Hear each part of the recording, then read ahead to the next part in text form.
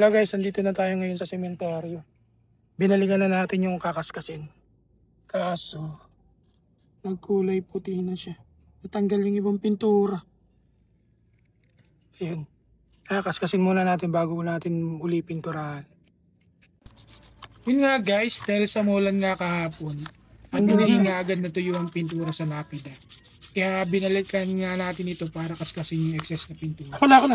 Natuyo nga ang pintura, kaso yung mga letra naman ay natanggal ang pintura. Gawa lang dito nagtigil ang tubig.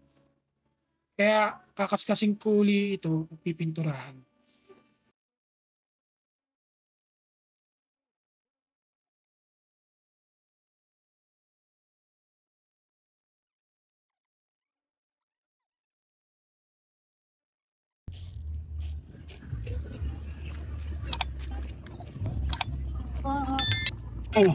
Ano?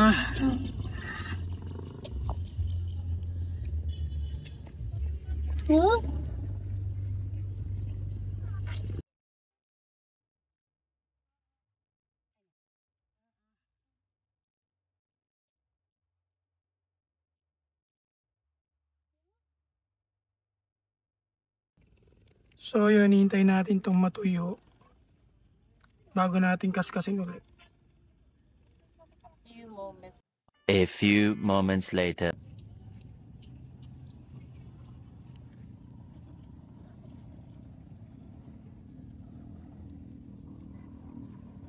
May natanggal. Okay na yun. Ayun na, natanggal yung cross. Okay na yun. Sign.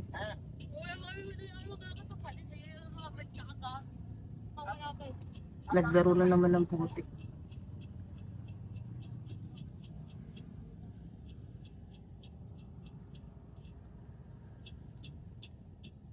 Ayan, okay na.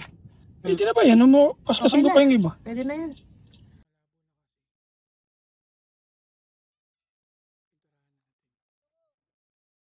Yan guys, ito na yung inalabasan nung ginawa natin. Tinaskas natin at nilihan natin. Yun, hindi ko na sinama sa video yung pagkaskas at pagliha. Kasi masyadong mahaba, matagal. At proseso. Ayan, malinaw na siya. Ilang guys, salamat. Thank you for watching.